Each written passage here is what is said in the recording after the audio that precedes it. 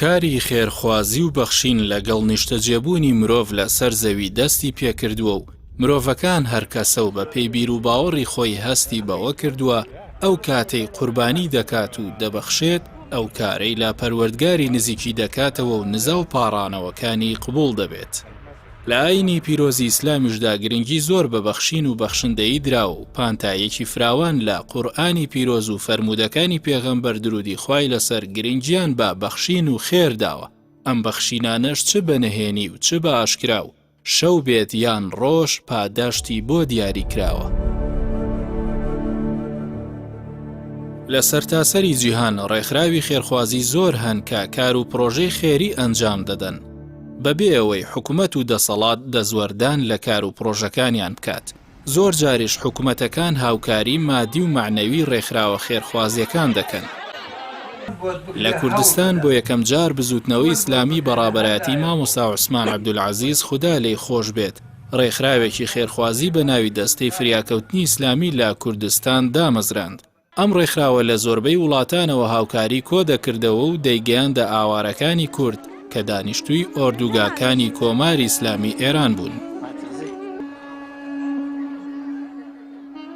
لە پاش ڕاپەڕینیش ئەم ڕێکخراوە بەردەوام بوو بە بەهێزی و تاکە ڕێکخراوی خێرخوازی بوو لە هەرێمی کوردستان.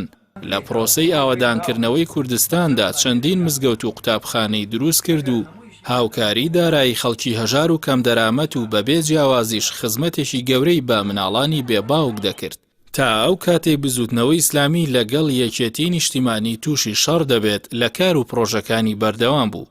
لەوە بەدوای ئیدی ئەم ڕێکخراوە خێرخوازیە لاواز بوو پوکایەوە و کۆتایی بە کارەکانی هات.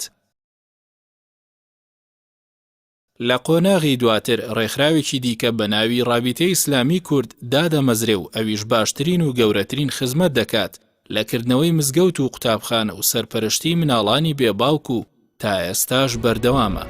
ئەو کاتەی دوو پارتە دەسەڵاتدارەکەی هەرێمی کوردستان خەریکی شەڕی دەسەڵات بوون لەگەڵ یەکدی، ئیسلامیەکان پرۆژەی خزمەتگوزاریان دەهێنایە کوردستان و بە پارەی موسڵمانانی دەرەوە کوردستانیان ئاوادان دەکردەوە و ئەو منداڵانەی ئەوان باوکانیان لێسەند بوون ئەمان خزمەتیان دەکردن و موچەیان بۆ دەبڕینەوە. وێڕای بەردەوامی ئەو پرۆژانە و پاشکردنەوەی کەناڵی ئاسمانی پەیام و سپێدا هەریەک لە کۆمەڵی ئیسلامی و یەکگرتووی ئیسلامی بەرنامەی بەخشین و هانای خێرخوازیان دامەزراند.